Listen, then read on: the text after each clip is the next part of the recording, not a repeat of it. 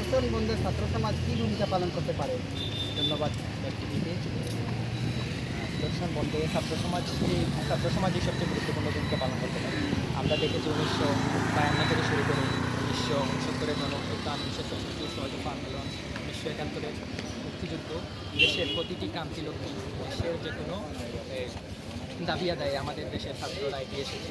ছাত্ররা এগিয়ে এসেছে বলেই আমরা আজকে একটি স্বাধীন বাংলায় থাকতে পারি। এবং আমাদের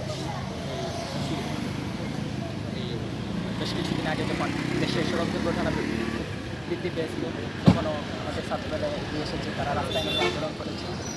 এখনও আমরা বেশ কয়েকদিন যাবত দেখতে পাচ্ছি সারা দেশে ছাত্রছাত্রীরা এগিয়ে এসেছে, তারা রাস্তায় নেমেছে বলেই আজকে আমরা প্রধানমন্ত্রীর কাছ থেকে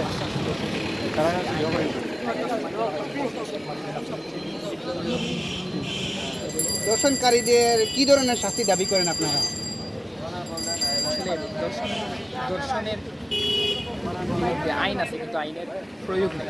আমরা দেখি যে দর্শনকারীরা ঘটনা ভাইরাল হওয়ার পর দর্শনকারীরা গ্রেফতার হয়, কিন্তু কিছুদিন পরে ওরা জামিনে বের হয়ে যায় বা আইনের ফাঁকি ওরা বের হয়ে যায়।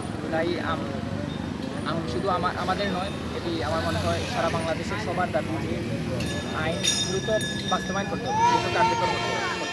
একটি দ্রুত অপরাধ ট্রাইব্যুনাল গঠনের মাধ্যমে 30 থেকে 60 দিনের মাধ্যমে যদি দর্শকদের ফাঁসি কার্যকর করা যায়, তাহলে থ্যাংক ইউ।